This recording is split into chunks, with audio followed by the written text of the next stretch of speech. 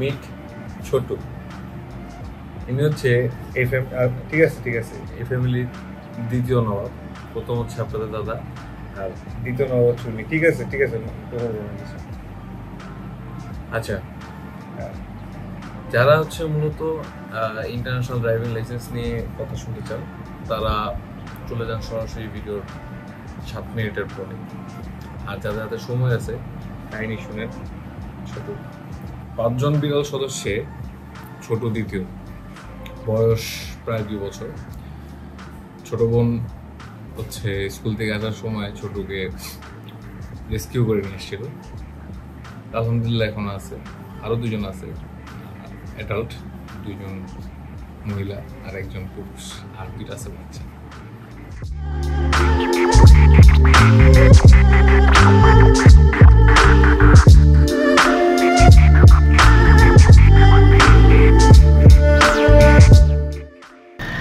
সত্যি বলতে ঢাকা শহরে তো জ্যামের কারণে বাইক চালানোর প্রতি যথেষ্ট পরিমাণে অনীহা কাজ করে এখন, মানে মারাত্মক লেভেলে অনীহা ভাই।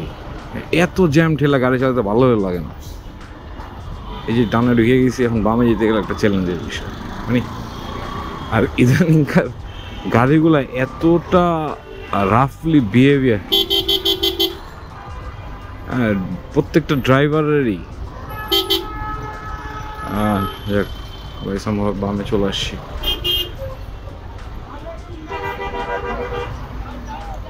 এত রাফ বিহেভিয়ার থাকে তাদের যে আসলে ভাষা প্রকাশ করা যায় না। মানে প্রত্যেকটা ড্রাইভারের কি বলে অ্যাটিটিউড হইতেছে রাস্তা ওর বাপের। এবার সেটা রিক্সাওয়ালা হোক, ভ্যানওয়ালা হোক, টেম্পোওয়ালা হোক, বাসওয়ালা হোক, প্রাইভেট কারওয়ালা হোক, ইভেন কিছু কিছু মোটর বাইকওয়ালা হোক, বিশেষ করে যারা পাড়াও চালায় এরা মানে বাপ চাষার রাস্তা, সমস্যা কি, বাপ চাষার দেশ, চালাইতে থাকি, যেমনে মঞ্চে অমনে ঢুকাই দেই। ইন্ডিকেটারের তো কোনো মানে গ্রাহ্যই করি না। ইন্ডিকেটার কী জিনিস পাড়াওয়ালারা এটাই বোঝে না যে ইন্ডিকেটার কী জিনিস। আজকের ভিডিও বা আজকের বের হয়েছে হচ্ছে আরেকটা বিশেষ কারণ ভাই। অনেক হুলস্থু হন্তদন্ত করে একটা টাইমের কনফিউশন এখনও মাথায় নিয়ে আমি যেতেছি, তো জানি না এখন পর্যন্ত যে রাইট টাইম কী বা কখন। হ্যাঁ, বেসিক্যালি আজকে বের হয়েছে হচ্ছে ইন্টারন্যাশনাল ড্রাইভিং লাইসেন্স অ্যাপ্লাই করার জন্য। হ্যাঁ, একটা টার্গেট আছে, টার্গেটটা থাকুক মিস্ট্রি, বাট ওই টার্গেটটা ফিল আপ করার জন্যই হচ্ছে এখন ইন্টারন্যাশনাল ড্রাইভিং লাইসেন্স এর কী বলে অ্যাপ্লাইয়ের জন্য যাচ্ছি। বাই দ্য ওয়ে, এই রাস্তাটার একটা ভালো ইতিহাস আছে। আচ্ছা বুঝছি তো, কথার মাঝখানে বা আমার ঢোকাইতেছে এই গুগল। এই যে প্রত্যেকবার এই মানে আমার হচ্ছে লোকেশন অন করা, মানে আমি গুগল ম্যাপস অন করে দিতেছি। দো আমি কারণ হচ্ছে আমি রাস্তাটা চিনি না প্রপারলি, মানে অটোমোবাইল অ্যাসোসিয়েশনের রাস্তাটা চিনি না, দ্যাটস ওয়াই আমি ম্যাপ অন করছি। এখন এই ভদ্রমহিলা প্রত্যেকটা কথার মাঝখানে একটা করে বামার ঢুকাইতেছে। যাই হোক, তাহলে তো আর বকা যাবে না, সে কাজের একটা জিনিস। মাঝের মধ্যে আবার বেকায়দা চলে যায় এই ভদ্রমহিলা। তো যেটা বলতেছিলাম একটু আগে, যে এই নটরডেম কলেজের সামনে একটা বিভৎসকর একটা স্মৃতি আছে ভাই। মাসখানেক আগে চরম বৃষ্টিপাত হয়েছে। আচ্ছা ঠিক আছে, বুঝছি তো, মাসখানেক আগে চরম একটা কি বলবো কাহিনী ঘটে গেছে। চরম বৃষ্টিপাত যে হইলো, সে ঢাকা শহর মোটামুটি প্লাবিত হয়ে গেছে বলা যায় বন্যার পানি না, অ্যাকচুয়ালি বৃষ্টির পানিতে ঢাকায় হচ্ছে অনেক পানি জমে গেছে। তো নটরডেম কলেজের যে এরিয়াটা আছে, এই কলেজের রাস্তাটা, নটরডেম কলেজের সামনে যে রাস্তাটা, এটা হচ্ছে একটু নিচু রাস্তা, একটু না ভালো পরিমাণ নিচু রাস্তায়। তো ওই সময় গতকালকে যে গেস্টটা আমার সাথে ছিল, সেই দিনও সেই গেস্টটা আমার সাথে ছিল। তো ওর হচ্ছে ট্রেন অলমোস্ট 12টার দিকে, 12টা 15টার দিকে। তো বৃষ্টির পানি তো আমি বুঝতে পারিনি একটু ডেপথ হবে, তো ডাবলিং করে চালাইতেছিলাম। অ্যান্ড দ্য রেজাল্ট ওয়াজ আমার গাড়ি বন্ধ হয়ে গেছে। আর ঢাকাইতে অবস্থা খারাপ। 1 ঘন্টা পর গাড়ি মোটামুটি স্টার্ট নিছে, তাও গাড়িতে অনেক রকমের সমস্যা দিছে। পরে হচ্ছে পুরোপুরি ঠিক হইতে, পুরোপুরি গাড়িটা আবার দাঁড়া হইতে আমার মোটামুটি 2 সপ্তাহ 20 দিনের মতো সময় লাগছে। মানে একের পর এক গাড়িতে এক কাহিনী লেগে রয়েছিল। যাই হোক,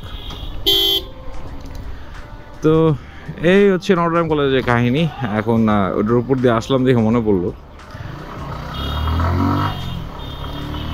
আমি জানি না আসলে গুগলের আপা কোন রাস্তা দিয়ে আমার কেমনে ঢুকাইতেছে, একমাত্র উনিই জানে। আচ্ছা, এখন একটু দেখতে পারবো যে আপার প্ল্যান কি আমাকে নিয়ে, দেখে কি অবস্থা। আইডিয়ালের সামনে আছে না, মধ্যে চলে যাবে। আচ্ছা, তোর প্ল্যান হচ্ছে সোজা দিয়ে ঢুকাবে আমাকে, সোজা দিয়ে ঢুকাই ইউটার্ন নেওয়া আসবে। নাইস, চলো আপু যাই। Okay, finally I reached. Good news হচ্ছে তারা নাকি সময় বাড়াইছে, 4টা পর্যন্ত সময় করছে জমা এবং ডেলিভারি। আচ্ছা, রিকোয়ার্ড ডকুমেন্টসগুলো পরে শেয়ার করবো। আপাতত আগে ভিতরে কাম সেরে, আগে ফরজ কাম সেরি, তারপর নফল কাম সারি। আর অন্য গাড়ির ভিতরে রাখা যায় কি না, বাট আমি সরি এভরিওয়ান যে আমি ফুটপাতে পার্কিং করতেছি কোনো পার্কিং প্লেস বেটার না পায়া, বাট আমি অনেক জায়গা ছেড়ে দিছি, সরি পিপল। তো যাই ভিতরে, দেখি কি অবস্থা হয়। Till then, tata. প্রোস, অতঃপর 20 দিনের টার্গেটে, মানে 20 দিন 20 ওয়ার্ক দিবস ওয়ার্কিং ডেজে নিব, এই টার্গেটে জমা দিয়ে পেরেছি। কিন্তু ব্রোস মজার কাহিনী হচ্ছে দুনিয়া যে ভাই আসলে গোল, এটার প্রমাণ পেলাম আরও একবার। তো মজার কাহিনী হচ্ছে, বিষয় হচ্ছে যে আমি যখন এটা নিয়ে কথা বলতেছি এখানে কর্মরত এক মহিলার সাথে, মানে এক মহিলা অফিসার কর্মরত, তো জাস্ট নর্মাল ডিসকাস করতেছি আর হচ্ছে কাগজগুলো দিব। এই সময়ে হঠাৎ করে দেখি যে আসলে বলবো, নাম বলবো না, নাম বলে চাকরি থাকবে না, বাট কাম বলি। আমার এক সময় ক্রাশ হচ্ছে এই অফিসে জব করে।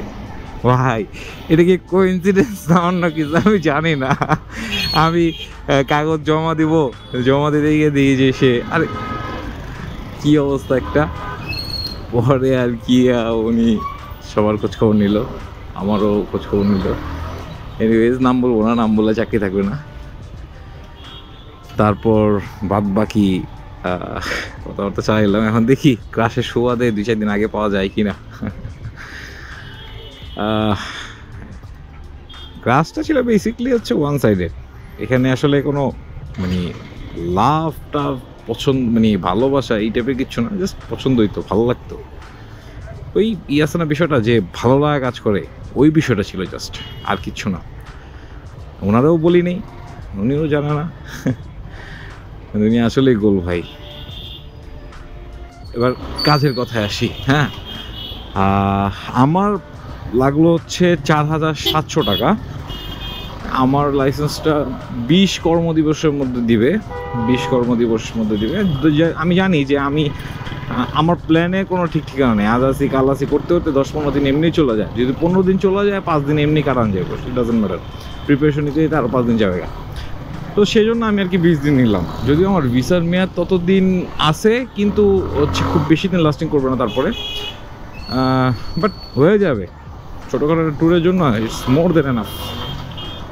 তো সেই হিসেবে আমি 20 দিন সিলেক্ট করিনি, 20 দিনেরটা নিলাম। 4700 টাকা খরচ পড়লো। 10 দিন নিতে হলে আপনার পড়বে 7700 টাকা। 7700 টাকার মতো 10 দিন, মানে 3000 টাকা অ্যাডিশন হবে। আর যদি 5 দিন নিতে চান তাহলে হবে 10,700 টাকা। এখন প্রশ্ন হতে পারে 700 টাকার ভ্যালুটা কি?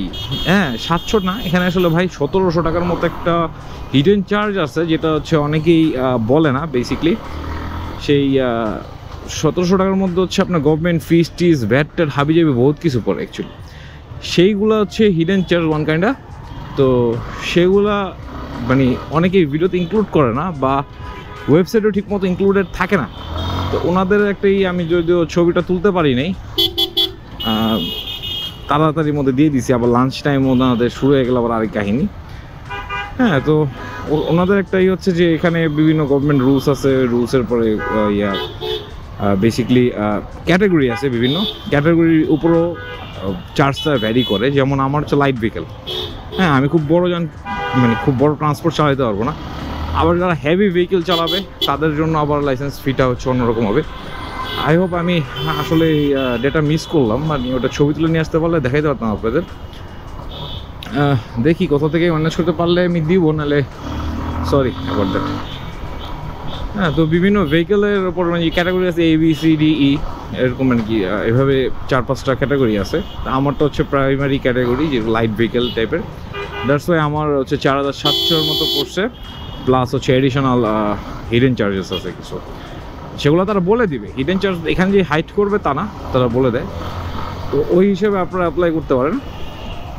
আর অ্যাপ্লাইয়ের আগে চেষ্টা করেন যে একটাবার ঘূর্ণামেয়েরা প্রপার ডিটেলস নিয়ে যাওয়ার। হ্যাঁ, আমি তো একদম বাসা থেকে যতটুকু পারছি ইনফরমেশন নিছি, ইনফরমেশন গ্যাদার করছি, গ্যাদার করে হচ্ছে আপনার তারপরে বাসা থেকে ফর্ম ফিল আপ করে তারপরে চলে আসছি ডাইরেক্ট। আমি এখানে ফর্মটা ফিল আপ করিনি, জাস্ট এখানে ছোটো একটা ফর্ম ছিল, সেটা ফিল আপ করলাম, ছবিগুলো দিলাম, ডকুমেন্টসগুলো দিলাম, কাজ হয়ে গেছে, মানে সাবমিশন হয়ে গেছে। হ্যাঁ, আপনারা পারলে একটু আইসা আরও ইন ডিটেলসে নিয়ে যান। আমি দেখি যদি কোনো সোর্স থেকে পাই তাহলে আমি এটা করব, মানে ওই অ্যাডিশনাল আদার ভেহিকেলেরগুলো বা আদার ক্যাটাগরিগুলো কেমন চার্জেস আসে সেগুলোর ডিটেলসটা শেয়ার করার ট্রাই করব। বাদ বাকিটা না পারলে ক্ষমাসুন্দর দৃষ্টিতে দেখবে।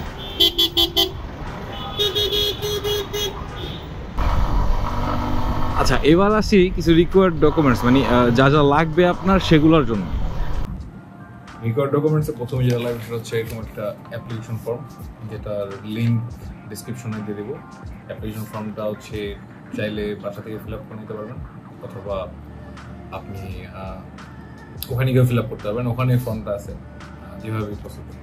আচ্ছা, এটার সাথে সাথে কিছু লাগে, যেমন হচ্ছে আপনি যদি ঢাকার বাইরের লাইসেন্স হয় আপনার, তো সেক্ষেত্রে আপনার লাইসেন্সের সাথে আপনার লাইসেন্সটাকে সত্যায়িত করতে হবে। তো এটা একটা ফটোকপি নিয়ে যেতে হবে, সত্যায়িতর একটা ফটোকপি নিতে হবে। এরপর হচ্ছে আপনার এনআইডি, লাইসেন্স, এনআইডি কার্ড একটা কপি, 5 কপি ছবি লাগবে। ছবি আমার সাথে নাই, ছবি স্যাম্পল দিতে পারতেছি না। 5 কপি ছবি, তার মধ্যে 4টা হচ্ছে স্ট্যাম্প সাইজ ছবি আর একটা হচ্ছে পাসপোর্ট সাইজ ছবি। আরেকটা যেটা মেইন জিনিস লাগবে সেটা হচ্ছে আপনার পাসপোর্টের যে ডেটার ফাইল থাকে, ডেটার যে পেজটা থাকে, সেই ডেটার পেজের একটা ফটোকপি লাগবে। তো মোটামুটি এগুলো নিয়ে গেলে হবে। আর ওখানে ছোটো আরেকটা হচ্ছে আপনার দিবে, কী বলে, ছোটো একটা ফর্ম দিবে, সেখানে আপনার ওখানে ইনস্ট্যান্টলি ফর্ম ফিল আপ করতে হবে, সেখানে ডেটা দিয়ে ইনফরমেশন দিয়ে আপনি ফর্ম ফিল আপ করে দিয়ে দেবেন। আর তেমন কোনো ঝামেলা নেই। আর বাদ বাকি ফিজের বিষয়টা নেই, এগুলো দিয়ে দিলেই মোটামুটি আপনার হয়ে যাবে। ফর্মে উল্লেখ করা আছে, এই যে ফর্মের উপর পাশটা লেখা আছে 4 কপি স্ট্যাম্প সাইজ আর হচ্ছে 1 কপি পাসপোর্ট সাইজ। এদের ছবিটা অ্যাটাচ করতে হয় না, তারাই তাদের জায়গা মতো অ্যাটাচ করে দিবে ছবি। এটা নিয়ে কোনো ঝামেলা পোহাইতে হবে না। তো ফর্ম 2 জায়গা থেকে কালেক্ট করতে হবে। তো মোটামুটি এই ধরনের ডকুমেন্টসগুলো নিলেই হচ্ছে আপনার মানে হয়ে যাবে। এর বেশি আর কোনো ডকুমেন্টস লাগে না। আপনি কি করেন সেটার আইডেন্টিক্যাল প্রুফ বা প্রফেশনাল প্রুফ এই ধরনের কিছুই লাগে না। হ্যাঁ, আর সিগনেচার লাগবে অবশ্যই। সিগনেচার আপনি ট্রাই করবেন যে কোনো একটার সাথে কম্বাইন করা, হয় পাসপোর্ট তাহলে হচ্ছে লাইসেন্স, যে কোনো একটার সাথে কম্বাইন করার। আর হচ্ছে এই তো আরেকটা মোস্ট ইম্পর্ট্যান্ট যে এটা দিতে ভুলে গেছি, সেটা হচ্ছে যে ওদের ওয়ার্কিং টাইম বাড়ছে এখন। শুরুতে ছিল হচ্ছে আপনার সকাল 10:30 থেকে বাইকটা আমার ক্রাশ। আচ্ছা, ওদের ওয়ার্কিং টাইম শুরুতে 10:30 থেকে 3:30 পর্যন্ত ছিল, এরপরে এটা কমায় আনছে 2:30 পর্যন্ত। এরপরে এখন হচ্ছে অফিস টাইম হচ্ছে সকাল 9টা থেকে বিকাল 4টা পর্যন্ত। ডেলিভারি এবং রিসিভিং দুইটাই হচ্ছে এই সময়ের মধ্যে পাবেন। সকাল 9টা থেকে বিকাল 4টা পর্যন্ত 2টা কাজই করতে পারবেন। এবার একটা ইম্পর্টেন্ট অ্যানাউন্সমেন্ট টাইপেরই। আমার যে চ্যানেলটা আছে ঈশানদার চ্যানেলের বয়স ভালোই, 2021 সালের মোস্ট প্রবলি সেপ্টেম্বর অক্টোবরের দিকে খোলা হয়েছে। আর যে পেজটা আছে ফেসবুকের, এটাও 22-এর দিকে খোলা। কিন্তু আনফর্চুনেটলি সেই সময়গুলোতে তেমন কোনো কাজ করা হয়নি। ভিডিও টিডিও ছাড়া হয়নি তেমন একটা খুব বেশি। মাঝখানে একটা পেজ ছিল যেটা সামহাও হারাই গেছে, একটু ঝামেলার কারণে হারাই গেছে, তো যেই কারণে নতুন পেজ যেটা খুলছি 2022-এ খুলছি। তো এবার মাঝখানে ইউটিউবিং শুরু করছিলাম 2021-এ, কিন্তু তেমন মানে ডেডিকেটেডলিভাবে কাজ করতে পারিনি। তো ইনশাল্লাহ আবার শুরু করছি যাত্রায়। আপনাদের সাপোর্ট দরকার, আপনাদের দোয়া দরকার, সাপোর্ট কাম্য। তো চেষ্টা করবো প্রত্যেক সপ্তাহে অ্যাটলিস্ট একটা করে ভিডিও ছাড়া ইনশাল্লাহ। এই তো, সাথে থাকবেন, সাপোর্ট করবেন, পাশে থাকবেন। আপনার লাইফে